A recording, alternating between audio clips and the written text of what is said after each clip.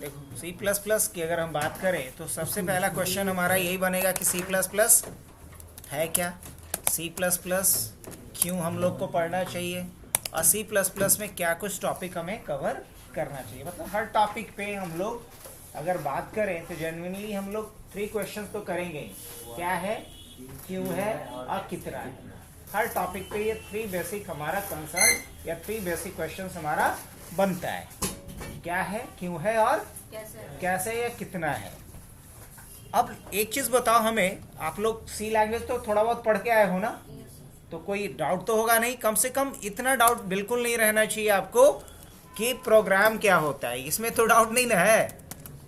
अगर हम बात करें कि प्रोग्राम क्या होता है, ये तो सबको पता ना। अगर ये पता तो बाकी कोई दिक्कत नहीं है।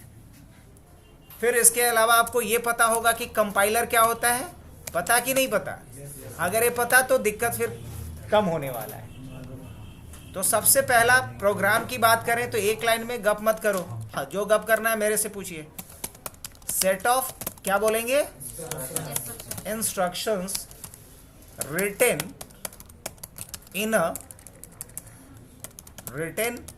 a computer language in order, क्या कोई बात, in order to solve a particular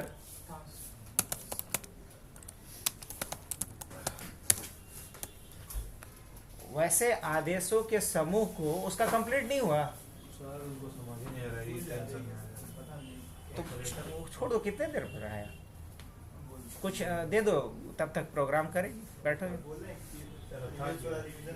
हाँ, set of instructions written in a computer language in order to solve a particular problem. अगर किसी खास प्रॉब्लम को सॉल्व करने के लिए जो आदेशों के समूह को एक कंप्यूटर के भाषा में लिखा जाता है उसी को कंप्यूटर प्रोग्राम कहते हैं। और फैक्ट यही है कि अगर हमें कंप्यूटर से इंटरेक्ट करना है तो हमारे पास 2 ही चॉइस है, इधर have to write a program और have to use a program that has been written by someone else. तो अगर हमें कोई भी काम करवाना है तो या तो हम प्रोग्राम लिखें या ऑलरेडी किसी ने प्रोग्राम लिख रखा है जो हमारे रिक्वायरमेंट को फुलफिल कर सकता है तो उस प्रोग्राम को हम डायरेक्ट यूज करें। लेकिन बिना प्रोग्राम यूज करे हम कंप्यूटर से अपनी बात कैसे मनवाएं, हम अपना प्रॉब्लम कैसे सॉल्व करवाएं, पॉसिबल है? नो। क्या कोई दिक्कत है यहाँ तक समझने में? अब रही बात कि जब आप प्रोग्राम लिखेंगे तो किसी न किसी कंप्यूटर लैंग्वेज में ही लिखेंगे। तो जिस कंप्यूटर लैंग्वेज में आप प्रोग्राम को लिखते हैं वो क्या कहलाता है, प्रोग्रामिंग लैंग्वेज कहलाता है। करेक्ट है यहाँ तक? अब प्रोग्रामिंग लैंग्वेज के बारे में आपने ऑलरेडी पढ़ा होगा कि प्रोग्रामिंग लैंग्वेज का अलग अलग जनरेशन रह चुका है। लाइक फर्स्ट जनरेशन जिसमें कि मशीन लैंग्वेज को यूज़ किया जाता था, सेकंड जनरेशन जिसमें कि असेंबली लैंग्वेज को इंट्रोड्यूस किया गया, थर्ड जनरेशन जिसमें कि हाई लेवल लैंग्वेज को इंट्रोड्यूस किया गया, और जो हम लोग बात कर रहे हैं सी प्लस प्लस का, तो सी प्लस प्लस क्या है, एक हाई लेवल प्रोग्रामिंग लैंग्वेज है। हाई लेवल प्रोग्रामिंग लैंग्वेज है, मतलब हम इसे कह सकते हैं कि थर्ड जनरेशन प्रोग्रामिंग लैंग्वेज है। तो इतनी सी बात तो समझ में आ गई कि प्रोग्रामिंग लैंग्वेज क्या होता है, प्रोग्राम क्या होता है, प्रोग्राम क्यों लिखना होता है, और जब हम कोई प्रोग्राम लिखेंगे तो हम उस प्रोग्राम को एक पर्टिकुलर कंप्यूटर लैंग्वेज में लिख रहे होंगे। और हर लैंग्वेज का अपना क्या होता है, ग्रामर होता है, अपना सिंटैक्स होता है। सोचो ना, अगर हम हिंदी में लिखते हैं तो लिखते हैं राम आम खाता है, अंग्रेजी में वही बात कैसे लिखते हैं, राम खाता है आम, अंग्रेजी में उसी चीज को ऐसे लिख रहे होते हैं। अगर हुबहू ऐसे लिख देंगे तो गलत हो जाएगा अंग्रेजी के हिसाब से, अंग्रेजी ग्रामर के हिसाब से। तो कहने का मतलब ये कि जितने भी हम लोग कंप्यूटर प्रोग्रामिंग लैंग्वेज को यूज करते हैं, हर प्रोग्रामिंग लैंग्वेज का अपना क्या है, एक सिंटैक्स है, लिखने का एक तरीका है। उस पर्टिकुलर सिंटैक्स को हमें पहले सीखना पड़ेगा अगर हम किसी पर्टिकुलर प्रोग्रामिंग लैंग्वेज में प्रोग्राम लिख करके कोई भी काम अगर करवाना चाहते हैं तो। ठीक है, हम सिंटैक्स की बात करेंगे, लेकिन बिफोर दैट हम लोग कंपाइलर क्या होता है समझ लें। क्या होता है कंपाइलर, उन दोनों से पूछ लेते हैं। सी प्लस प्लस ये सी लैंग्वेज पढ़ के आए हैं तो बताओ थोड़ा सा, क्या होता है कंपाइलर? कंपाइलर सर रीड करता है प्रोग्राम को। क्या करता है? प्रोग्राम को रीड करता है।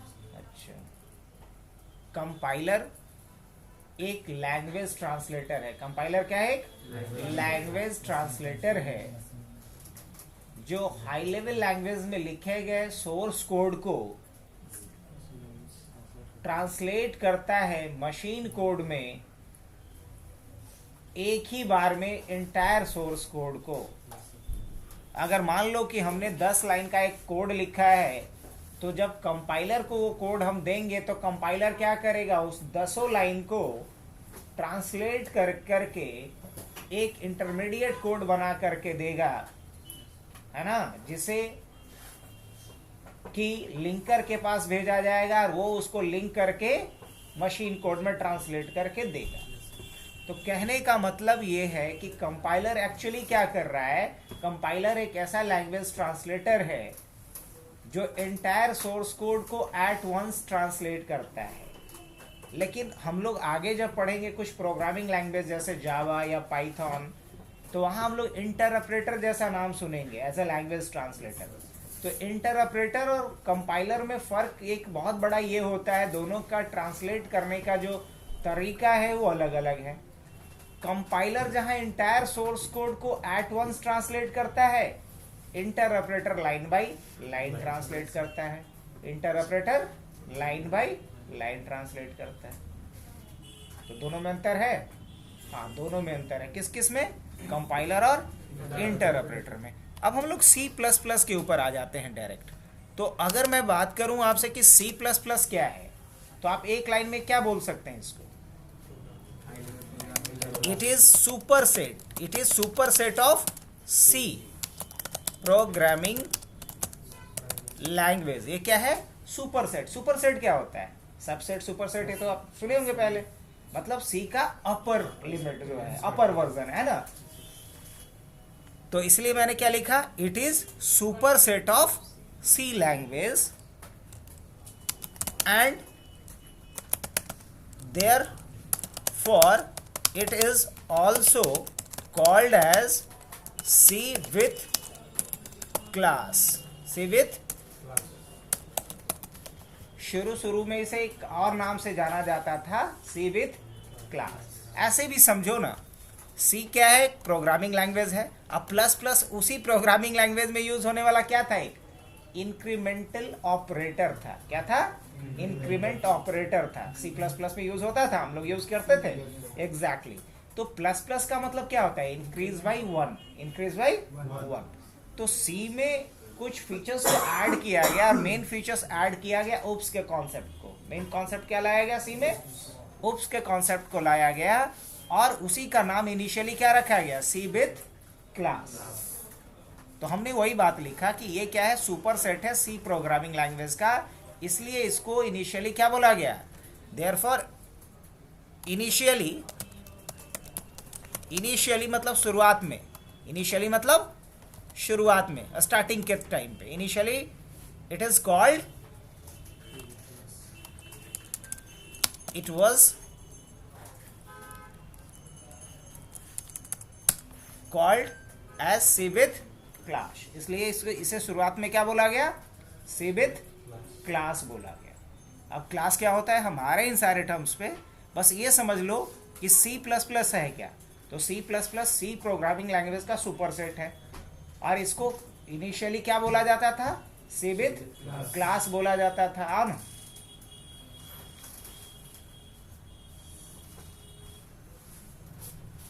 जो सामने डिस्प्ले आता था, जो दोनों साथ एक साथ आता था सर, यहाँ पे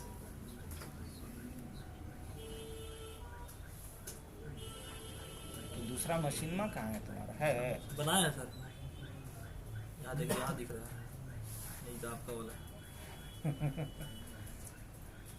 ये एक ही ना मशीन है? हाँ, तो दो है बट ऑन नहीं अच्छा, हो रहा। वर्क स्टेशन प्लेयर यूज कर लिया है। अब दूसरा का कौन है? ई वाला। Yes sir. लो आ गया। बस इतनी सी बात ना। हो गया? तो मेरा सर बैक हो जा रहा है। आगे बढ़े तो हमने लिखा कि C++ का सुपर सेट है। इनिशियली इसको C विथ क्लास बोला गया।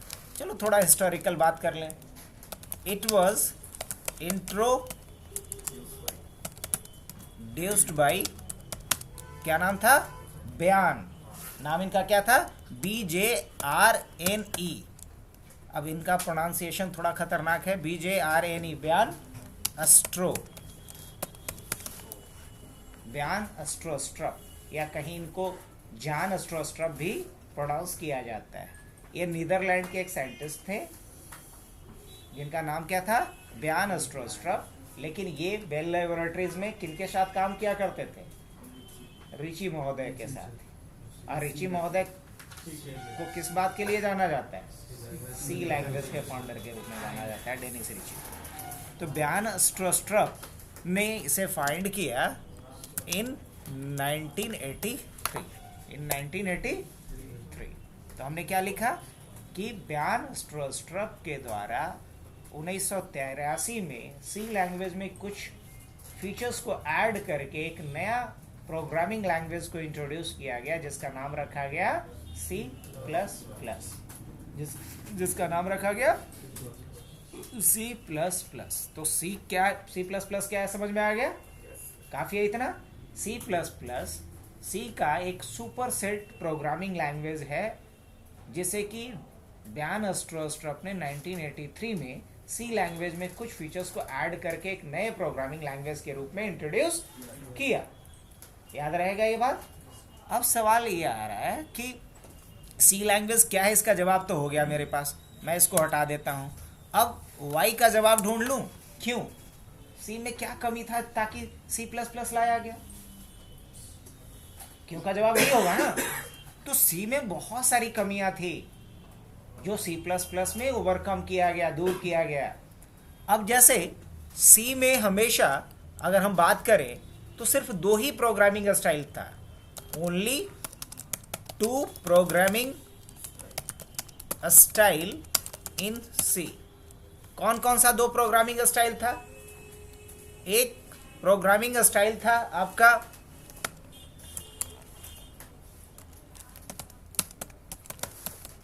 और दूसरा क्या था? बस ये 2 प्रोग्रामिंग स्टाइल। मतलब सी लैंग्वेज में अगर हम कोई भी प्रोग्राम लिख सकते थे तो या प्रोसीजरल प्रोग्रामिंग स्टाइल में या फिर स्ट्रक्चरल प्रोग्रामिंग स्टाइल में, यही 2 स्टाइल हुआ करता था। पहला प्रॉब्लम ये था, यहाँ कोई उप्स का कॉन्सेप्ट नहीं था, नो कॉन्सेप्ट ऑफ उप्स। यहाँ उप्स का कोई कॉन्सेप्ट था ही नहीं, उप्स का कोई कॉन्सेप्ट इसमें नहीं था। तीसरा प्रॉब्लम ये था,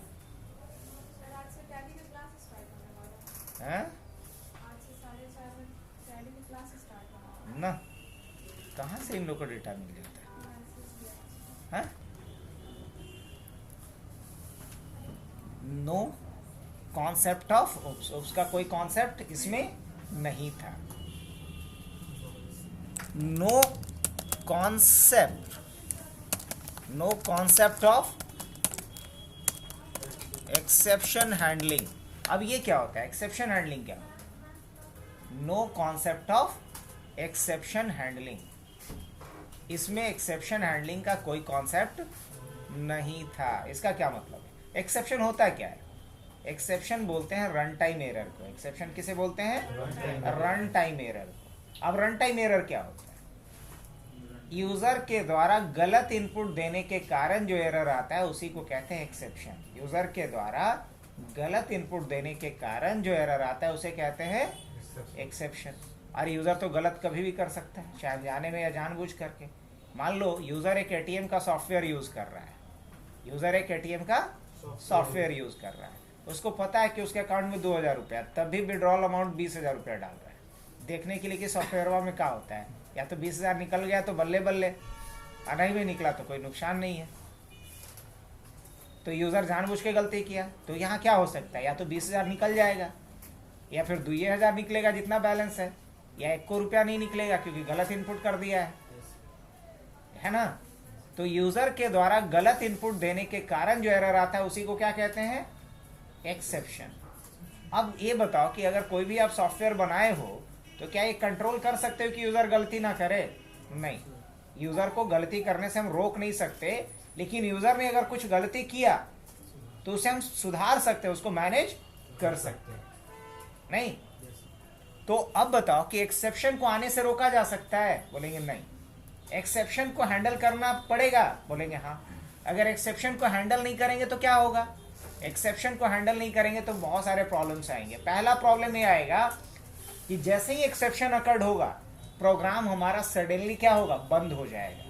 जो प्रोग्राम हमारा चल रहा है प्रोग्राम सडन क्या होगा? क्लोज हो जाएगा।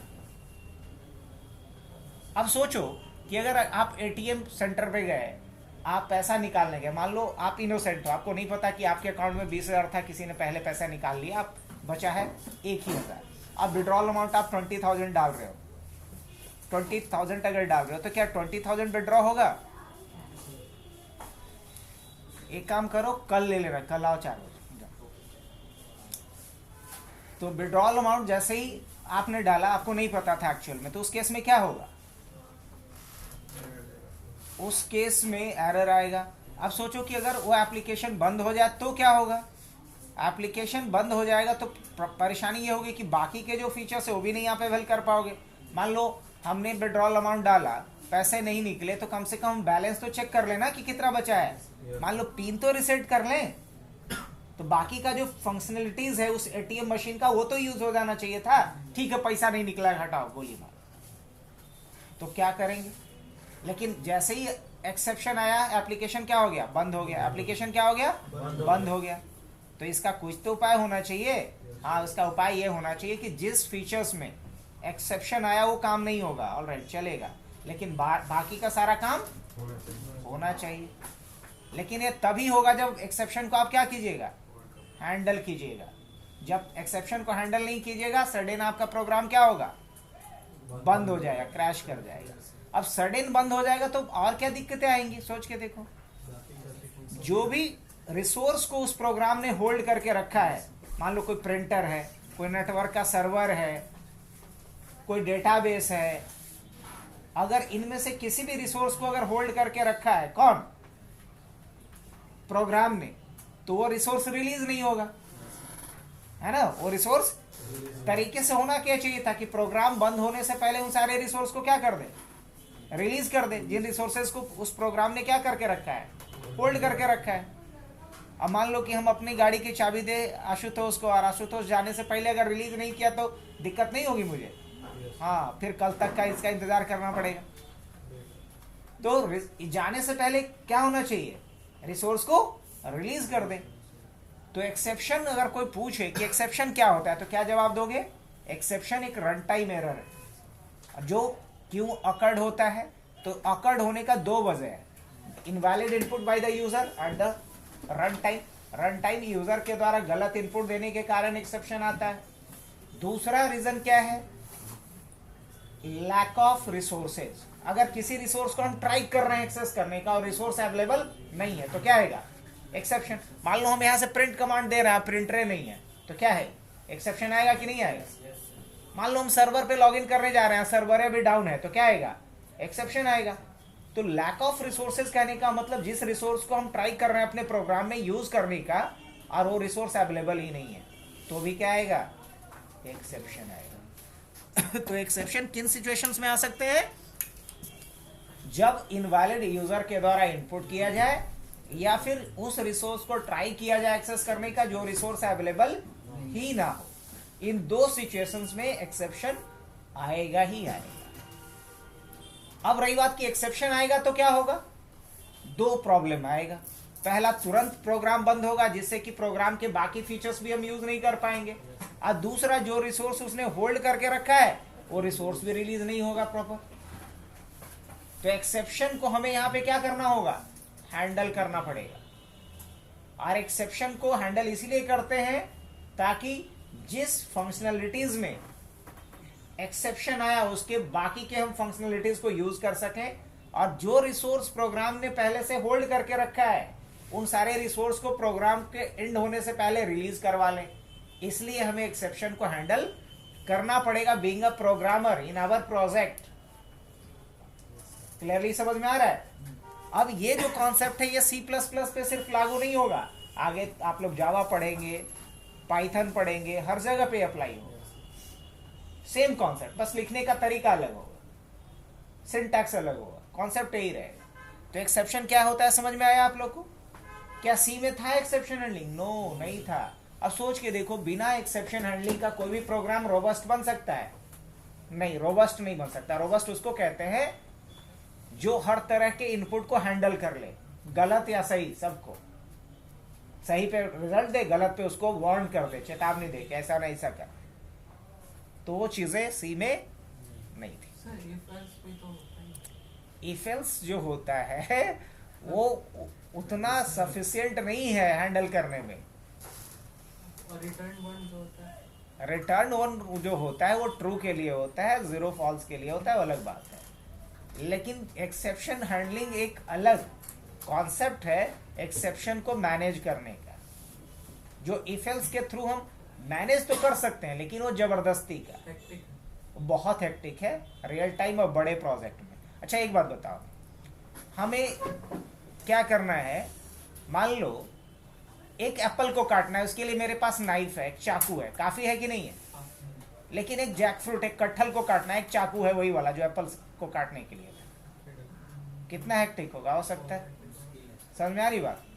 तो कहने का मतलब हम लोग रिसोर्सेज को यूज करते हैं अकॉर्डिंग टू द सिचुएशन। क्या सिचुएशन है उसके हिसाब से अलग अलग रिसोर्सेज। अब मान लो कि एक दो आदमी के लिए बना के कुछ लाना है बढ़िया, तो तन्नू भी बना के ला देती है इन लोग के लिए। लेकिन मान लो यही तन्नू को बोला जाए कि 100 लोगों के लिए बना के लाना है गाजर का हलवा, तो बहुत हेक्टिक नहीं होगा? तब इसको थोड़ा प्लान करना। अच्छा महाराज जी को बोलते हैं, जो घर में काम करने आती है उसको बोलेंगे कि 2-3 मिल करके सब गाजर वाजर कूट करके रखो। तो कहने का मतलब ये हुआ कि जैसे ये स्केल चेंज होगा उसके हिसाब से हमें रिसोर्सेज को क्या करना पड़ेगा? चेंज करना पड़ेगा। एक ही रिसोर्स से काम नहीं चलना है। तो एक्सेप्शन हैंडलिंग का फैसिलिटी सी में नहीं था, जबकि इसमें दिया गया। और सबसे इंपॉर्टेंट बात, चलो इसके बाद बात करते हैं मल्टी थ्रेडिंग। मल्टी थ्रेडिंग क्या होता है? मल्टी थ्रेडिंग होता है, थ्रेड होता क्या जानते हो आप लोग ना? थ्रेड बोला जाता है किसी भी प्रोसेस के स्मॉलर यूनिट्स को। जैसे अगर कोई अभी आपसे आके पूछे कि यहाँ क्या कर रहे हैं, तो क्या बोलिएगा? पढ़ाई कर रहे हैं, स्टडी कर रहे हैं। तो स्टडी एक प्रोसेस हो गया, लेकिन स्टडी के दरमियान क्या कर रहे हैं आप? सुन भी रहे हैं, लिख भी रहे हैं, देख भी रहे हैं, कुछ पूछ भी रहे हैं, कुछ नोट्स भी कर रहे हैं। तो ये लिख रहे हैं, पूछ रहे हैं, देख रहे हैं, सुन रहे हैं, ये सब क्या थ्रेड है। अब पढ़ाई क्या है? एक प्रोसेस है। तो ये सुनना, लिखना, बोलना, पूछना, ये सारे थ्रेड्स हैं स्टडी प्रोसेस के। याद रहेगा ये एग्जांपल? तो हम लोग जब भी कोई काम करते हैं, जैसे बोले क्या कर रहे हो? खाना खा रहे हैं। तो खाना खाने में क्या होगा? चबा रहे हैं, निगल रहे हैं, बहुत सारी बातें। तो वो सब क्या हुआ? उसके थ्रेड्स हो गए। क्या हो गए? तो रियल टाइम में जब भी हम कोई काम कर रहे होते हैं तो एक प्रोसेस उसको बोलेंगे, एंटायर वर्क को। और उस एंटायर वर्क के में बहुत सारे छोटे छोटे हम लोग प्रोसेस कर रहे होंगे, जो क्या होगा? थ्रेड्स कहलाएगा।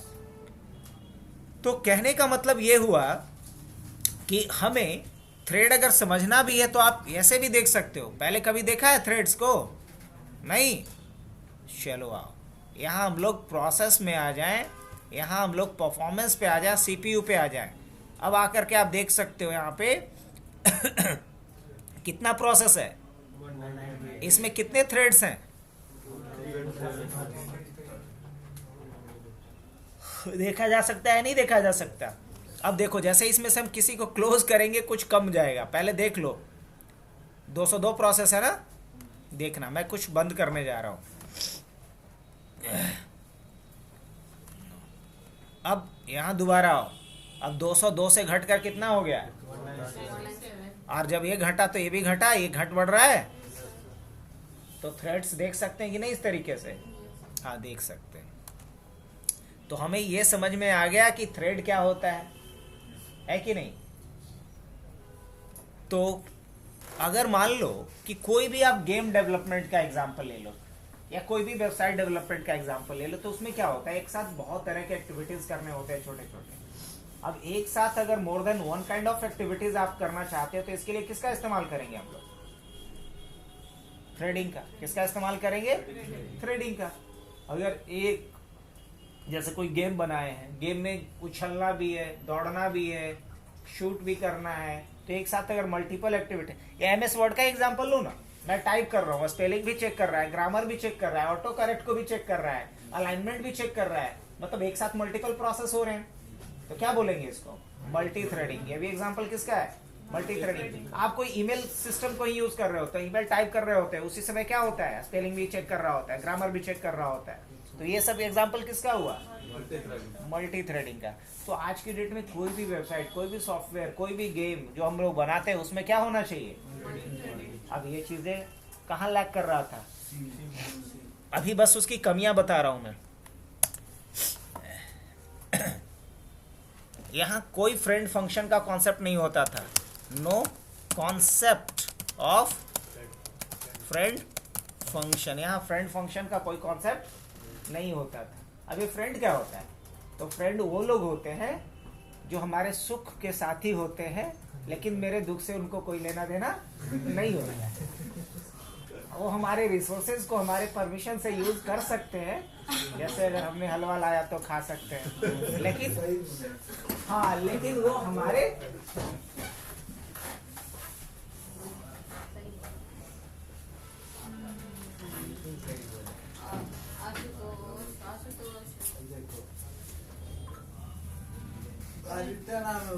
तो इसमें फ्रेंड फंक्शन का भी कॉन्सेप्ट नहीं था। हाँ, फ्रेंड के बारे में बात कर रहे थे। फ्रेंड फंक्शन एक बहुत ही इंपॉर्टेंट फंक्शन होता है C++ के अंदर, जो C के अंदर नहीं हुआ करता था। जैसे कि मान लो कि कुछ प्राइवेट रिसोर्स मेरा है, तो हमारे प्राइवेट रिसोर्स के हमारे अलावा कोई यूज नहीं कर सकता, लेकिन एक है ऐसा जो हमारे अलावा भी यूज कर सकता है, जिसको हम क्या मानते हैं? अपना फ्रेंड मानते हैं, है ना? तो फ्रेंड फंक्शन का यहाँ कॉन्सेप्ट बहुत तगड़ा होता है। अच्छा, एक बात बताओ, एक हमारे पास कुछ प्राइवेट रिसोर्स है, एक मान लो कि हमारा दोस्त ये है, इसके पास भी एक प्राइवेट रिसोर्स है, तो हम अकेले अपने प्राइवेट रिसोर्स को यूज कर सकते हैं, या अकेले अपने प्राइवेट रिसोर्स को यूज कर सकता है। लेकिन तीसरा ये जो है, ये मेरा भी दोस्त है, इसका भी दोस्त है, तो सबसे बल्ले बल्ले इसकी रहेगी। ये मेरे भी प्राइवेट रिसोर्स को यूज कर सकता है, इसके भी प्राइवेट रिसोर्स को यूज कर सकता है।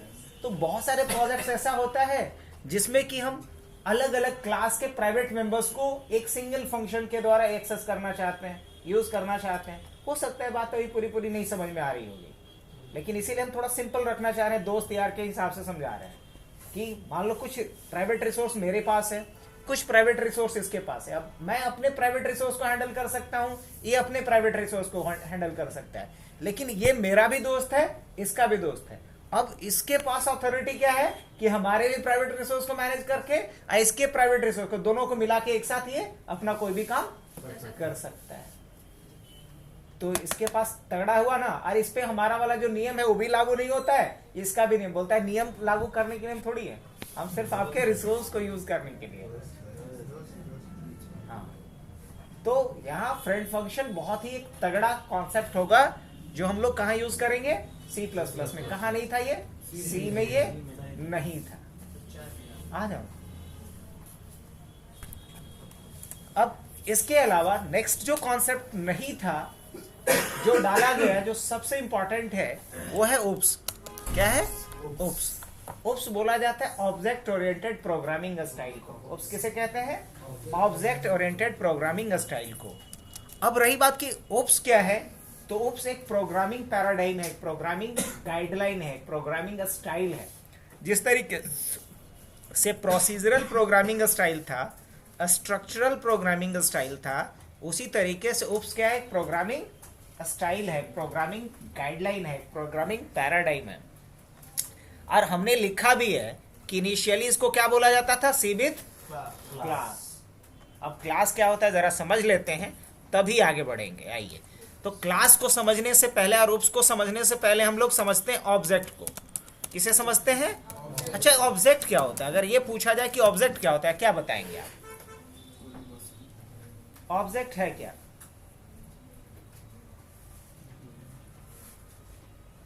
क्या बोलेंगे? दुनिया की तमाम चीजें जिसका कुछ ना कुछ एट्रीब्यूट है, कुछ ना कुछ बिहेवियर है, वो सब का सब ऑब्जेक्ट है। चाहे वो लिविंग थिंग हो या नॉन लिविंग थिंग हो। चाहे मैं खुद क्या हूं? एक ऑब्जेक्ट हूं। आप क्या हैं? खुद एक ऑब्जेक्ट हैं। ये टीवी भी क्या है, खुद ऑब्जेक्ट है। लैपटॉप क्या है, एक ऑब्जेक्ट है। फैन क्या है, एक ऑब्जेक्ट है। पेन आपके हाथ में, माथे पे कैप है, ये क्या है, एक ऑब्जेक्ट है। तो तमाम चीजें, चाहे वो लिविंग थिंग हो या नॉन लिविंग थिंग हो, जिसका कि कुछ ना कुछ एट्रीब्यूट, कुछ ना कुछ बिहेवियर है, वो सब के सब क्या है, एट्रीब्यूट है। तमाम चीजें जिसका कि कुछ ना कुछ एट्रीब्यूट, कुछ ना कुछ बिहेवियर है, सब के सब क्या है, सब के सब ऑब्जेक्ट है। अब एक बात बताओ, अभी अगर तन्नू पानी भी पी रही है तो किसका इस्तेमाल कर रही है, बॉटल का। तो बॉटल क्या है, ऑब्जेक्ट है। और मान लो मुझे अभी पढ़ाना है तो पढ़ाने के लिए हम लैपटॉप यूज कर रहे हैं, लैपटॉप भी क्या है, एक ऑब्जेक्ट है ना। अब मान लो मुझे किसी से बात करनी है, अभी हम फोन यूज करेंगे, फोन भी क्या है, एक ऑब्जेक्ट है। अच्छा मुझे टाइम देखना, हम घड़ी देखेंगे, घड़ी भी क्या है, एक ऑब्जेक्ट है। तो सुबह उठने से लेकर रात के सोने तक हम लोग किससे घिरे हुए हैं, ऑब्जेक्ट से ही घिरे हुए हैं। अब खुद भी एक ऑब्जेक्ट नहीं। तो अब सोच के देखो कि जब हम लोग सारा काम किसके थ्रू कर रहे हैं, ऑब्जेक्ट के थ्रू कर रहे हैं। अच्छा हम ये बोलेंगे किसी को, मान लो किसी के हाथ की जरूरत है मुझे, जरा सोचना, थोड़ा ये लगेगा बड़ा ऑकवर्ड टाइप का एग्जांपल, हमें किसी से कुछ उठवाना है तो ये थोड़े बोलेंगे अपना हाथवा भेज देना हो, नहीं ना, पूरा इंसानी को ना बुलाएंगे, पूरा ऑब्जेक्ट बुलाएंगे कि ऑब्जेक्ट का कोई एक एट्रीब्यूट मांगेंगे, क्या हाथ क्या एक्सटर्नल डिवाइस है उखाड़ के दे देगा, नहीं ना। तो कहने का मतलब क्या हुआ कि जब हमें कोई भी काम करवाने हैं तो हम किसको यूज करेंगे, ऑब्जेक्ट को, ना कि ऑब्जेक्ट के एट्रीब्यूट को। अच्छा अगर मान लो मुझे घड़ी देखनी है तो घड़ी का खाली सुई देखना है, मतलब उसका जो मशीन है निकलवा दो, नहीं ना, चाहिए ना, फ्रेम निकलवा दो, नहीं फ्रेम भी चाहिए, तो पूरी घड़ी चाहिए कहने का मतलब। तो क्या बोलेंगे, ऑब्जेक्ट पूरी की पूरी चाहिए, ना कि ऑब्जेक्ट का एट्रीब्यूट चाहिए। प्रोसीजरल में क्या होता था कि किसी स्टूडेंट का मुझे नाम, फोन नंबर, कोर्स रखना है, तो जितना डेटा रखना उतना पहले वेरिएबल बना देते थे, उस वेरिएबल में डेटा डाल देते थे। अगर मान लो वही 10 स्टूडेंट का डाल दिए, अब खोज ही में दिक्कत था कि किसका डेटा कहां गया, क्योंकि वेरिएबल आपस में क्या रहता था, इंटैक्ट नहीं रहता था। अब जैसे कि मान लो कि मैं बोलूं कि सी लैंग्वेज में आप एक ऐसा प्रोग्राम लिखो जिसमें कि स्टूडेंट का नाम, कोर्स और फोन नंबर रखना है, तो आप क्या करोगे, सबसे पहले आप एक वेरिएबल बना दोगे नेम के नाम से। एक वेरिएबल किसके नाम से बना दोगे, एक किस नाम से बना दोगे, कोर्स, और एक किसके नाम से बना दोगे, नेम, कोर्स और फोन के नाम से बना दिया। ये तो पहला स्टूडेंट का हो गया। अब मान लो बोलेंगे दूसरा स्टूडेंट भी है, तो फिर क्या करोगे, एक फिर नेम, कोर्स और फोन, ये तो बनेगा नहीं। पहली बात यहाँ N1 और C2 करना पड़ेगा, इसे N1, C1 और P1 करना पड़ेगा। अब मान लो कि अगर हम N1 जिसका नाम है उसका फोन नंबर पता करना चाहें, कर सकते हैं, नहीं, काहे, क्योंकि ये वेरिएबल आपस में क्या नहीं है, कनेक्टेड नहीं होते। और इस प्रोग्रामिंग अप्रोच को कहते हैं प्रोसीजरल प्रोग्रामिंग स्टाइल। क्या बोलेंगे, क्योंकि भाई यहां हम क्या कर रहे हैं, वेरिएबल बना रहे हैं, वेरिएबल्स के लिए कोडिंग कर रहे हैं। मतलब वही बात कि किसी इंसान से हमें कुछ हटवाना हो, मतलब उसके हाथ की जरूरत है तो बोलेंगे हथवा दे दो, नहीं, वो इंसान पूरा बुलाएंगे, आओ जरा सा काम है। तो हम यहाँ वेरिएबल्स को टारगेट नहीं करेंगे, हम ऑब्जेक्ट को टारगेट करेंगे। तो ऑब्जेक्ट के लिए जो कोडिंग किया जाता है उसी कोडिंग अप्रोच को कहते हैं object oriented programming style. Object के लिए जो कोडिंग की जाती है इस कोडिंग अप्रोच को कहते हैं ऑब्जेक्ट आधारित, ओरिएंटेड मतलब आधारित, ऑब्जेक्ट ओरिएंटेड प्रोग्रामिंग स्टाइल। जिस प्रोग्रामिंग स्टाइल में हम ऑब्जेक्ट को टारगेट करेंगे इंस्टेड ऑफ देयर वेरिएबल्स। यहाँ वेरिएबल्स को हम लोग बोलेंगे एट्रीब्यूट। क्या बोलेंगे, एट्रीब्यूट। तो एट्रीब्यूट के जगह अगर इंटायर ऑब्जेक्ट के लिए हम कोडिंग करें तो इसी कोडिंग अप्रोच को कहेंगे प्रोग्रामिंग, ये ऑब्जेक्ट ओरिएंटेड प्रोग्रामिंग स्टाइल। तो ओप्स में क्या करेंगे हम, ओप्स में हम एक बड़ा सा वेरिएबल बनाएंगे जिसका नाम क्या रखेंगे, स्टूडेंट टाइप का, जिसका नाम रहेगा S1। और S1 के अंदर में कै गो रहेगा, 3 गो वेरिएबल बना हुआ रहेगा, N, C और P। अब पहला स्टूडेंट, दूसरा के लिए जैसे ही होगा बात तो ऐसा क्या करेंगे हम, एक दूसरा वेरिएबल बनाएंगे जिसका नाम होगा S2। और इसके अंदर भी कै गो वेरिएबल रहेगा, 3 गो रहेगा। कौन कौन सा, एकदम सेम नाम से। अब मान लो हम जैसे ही हम इसका नाम पता है और इसका फोन पता करना होगा तो क्या बोलेंगे कि S2 का हमें क्या दो, S2 का फोन दे दो। क्या दे दो, S2 का फोन हमें दे दो, क्योंकि ये तीनों आपस में क्या है, कनेक्टेड है, इंटैक्ट है। लेकिन ऊपर में इंटैक्ट था नहीं, इंटैक्ट नहीं था। तो ऑब्जेक्ट क्या होता है समझ में आया। अब S2 को क्या बोलोगे बच्चा, S2 क्या है, एक ऑब्जेक्ट है, किस क्लास का, तो S2 एक ऑब्जेक्ट है स्टूडेंट क्लास का। स्टूडेंट क्या हो गया, इसका क्लास हो गया। तो ऑब्जेक्ट क्या है, क्या बोल सकते हैं, एनी रियल वर्ल्ड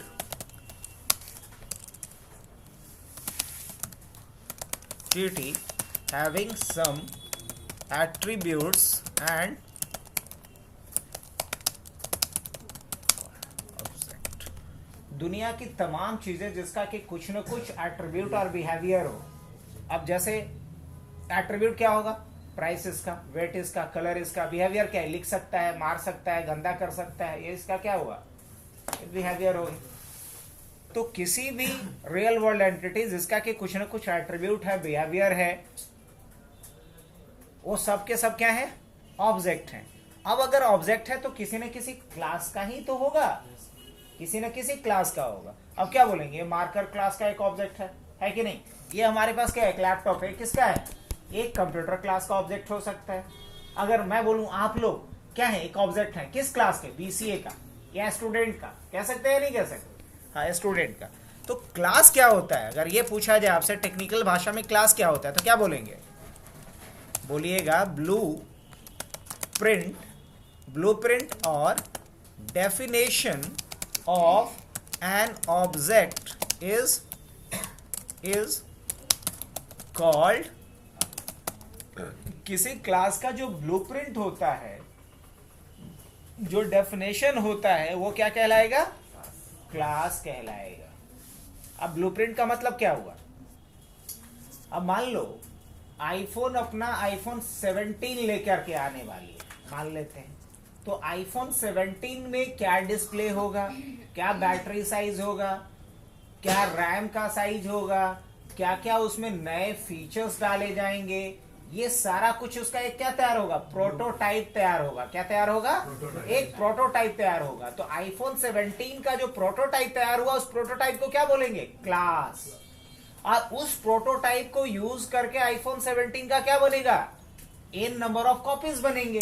तो जो n नंबर ऑफ कॉपीज बनेंगे वो क्या है, ऑब्जेक्ट। और जो हमने आईफोन 70 का प्रोटोटाइप बनाया कि रैम क्या होगा, उसमें रोम कितना होगा, बैटरी का क्या होगा, डिस्प्ले साइज क्या होगा, कैमरा मॉड्यूल्स क्या क्या होगा, ये क्या था उसका क्लास, ब्लूप्रिंट था। अब मान लो इंदिरा आवास में घर बनना है, तो सब इंदिरा आवास के तहत जो घर बनेगा बराबर एरिया में ना, सेम डिजाइन का ना, तो पहले एक बना दिया गया प्रोटोटाइप कि ऐसा बनेगा इंदिरा आवास में। अब उसी का क्या बनेगा, n नंबर ऑफ कॉपीज।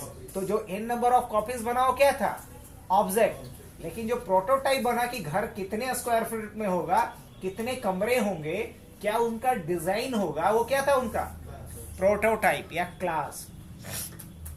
तो अब बताओ कि बिना क्लास का कोई ऑब्जेक्ट बन सकता है, नहीं, क्योंकि हर ऑब्जेक्ट का पहले हमें एक डेफिनेशन लिखना होता है, एक प्रोटोटाइप लिखना होता है, एक ब्लूप्रिंट लिखना होता है, और उसी ब्लूप्रिंट को क्लास बोलते हैं। जब आप कोई क्लास डिफाइन करोगे, उसी क्लास का आप n नंबर ऑफ क्या बनाओगे, कॉपीज तैयार करते हो, और उन कॉपीज को क्या कहेंगे हम, ऑब्जेक्ट कहते हैं। उन कॉपीज को क्या कहते हैं, ऑब्जेक्ट कहते हैं। आगे बढ़े, तो क्लास समझ में आ गया।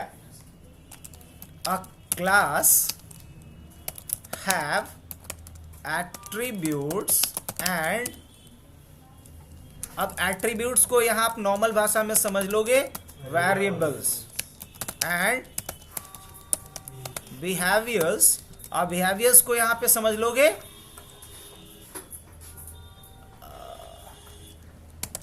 फंक्शन, या इसको यहां पे मेथड भी बोलते हैं। क्या बोलते हैं, मेथड भी बोलते हैं।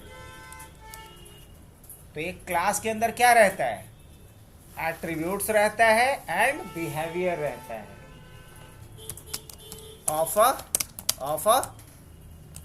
Of an object. बोल सकते हैं एक ऑब्जेक्ट का सारा एट्रीब्यूट्स और सारा बिहेवियर्स कहाँ डिफाइन किया जाता है, क्लास के अंदर डिफाइन। हाँ, लेकिन 10 मिनट के अंदर अंदर आ जाओ। तो एक क्लास के अंदर एक ऑब्जेक्ट का सारा एट्रीब्यूट, सारा बिहेवियर होता है। करेक्ट, समझ में आ रहा है यहां तक? आगे बढ़े। अब आओ देखो, ओप्स के बारे में अगर हम बात करें तो ओप्स क्या है? एक प्रोग्रामिंग गाइडलाइन है। क्या है? प्रोग्रामिंग गाइडलाइन है। That is object oriented. That is object oriented मतलब ऑब्जेक्ट कॉन्सेंट्रिक। मतलब ये वेरिएबल्स को सेंटर में नहीं रखता है। किसको सेंटर में रखेगा? पूरे ऑब्जेक्ट को। ऑब्वियसली जब सब काम ऑब्जेक्ट के थ्रू होना है तो हम कोडिंग ऑब्जेक्ट के लिए कर रहे हैं, ऑब्जेक्ट के वेरिएबल्स के लिए क्यों करने जाएंगे? हम डायरेक्ट ऑब्जेक्ट के लिए करेंगे। तो हमने क्या लिखा? Programming guideline that is object oriented.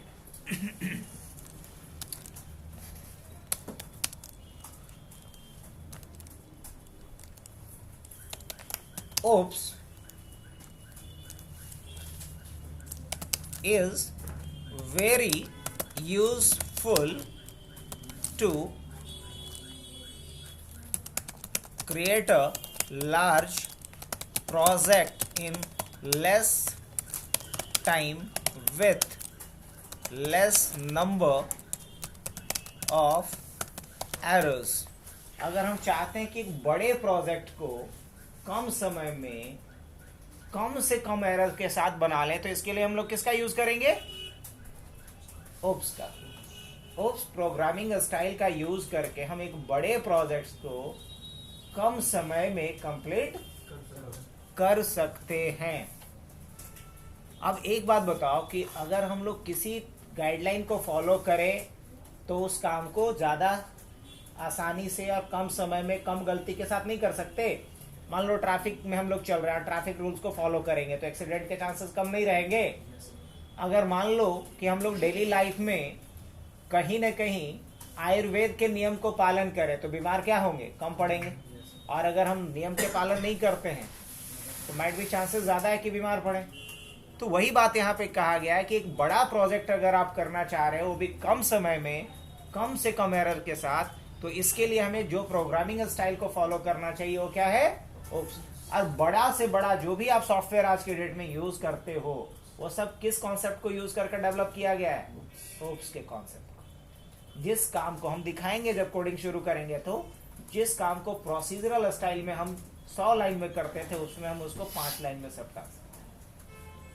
तब लगेगा कि अच्छा ये पहले क्यों नहीं बना, ये ज्यादा बेहतर होगा ना। मतलब बड़े से बड़े प्रोजेक्ट को आप कम से कम टाइम में कम से कम एफर्ट के साथ कंप्लीट कर सकते हो। यही फायदा है किसका यूज करने का? ओप्स का। अब ओप्स के बारे में हमने साफ साफ बोला है कि गाइडलाइन है, मतलब ये कुछ अपना नियम कानून बताएगा, ऐसे करो वैसे करो, यही कुछ बोलेगा ना। हाँ तो बोलेगा। इसका 4 गाइडलाइन है और उन्हीं 4 गाइडलाइंस पे सबसे ज्यादा क्वेश्चन आता है। कम से कम BCA की बात करें या बीटेक की बात करें तो ओप्स से क्या समझते हैं आप? ओप्स के जो 4 गाइडलाइन है उसको आप एक्सप्लेन करें, इस तरह का क्वेश्चन आएगा। तो अब हम बात करते हैं, there are 4 guideline of OOPs. Like OOPs के 4 गाइडलाइन है। कौन कौन से 4 गाइडलाइन है? इसमें पहला गाइडलाइन है इनकैप्सुलेशन। समझ में आ रहा है तन्नू? थोड़ा थोड़ा तबीयत पूरा नहीं सही हुआ इसीलिए पूरा नहीं समझ में आ रहा है, आप फोकस नहीं कर पा रही हो। अच्छा दोबारा इस वीडियो को देखोगी आ जाएगा, नहीं तो फिर कल फिर बात करेंगे। बेसिकली बहुत लेट हो जाने के कारण भी गड़बड़ हो रहा है। इनकैप्सुलेशन। इनकैप्सुलेशन क्या होता है? तुमको जाना भी होगा ना।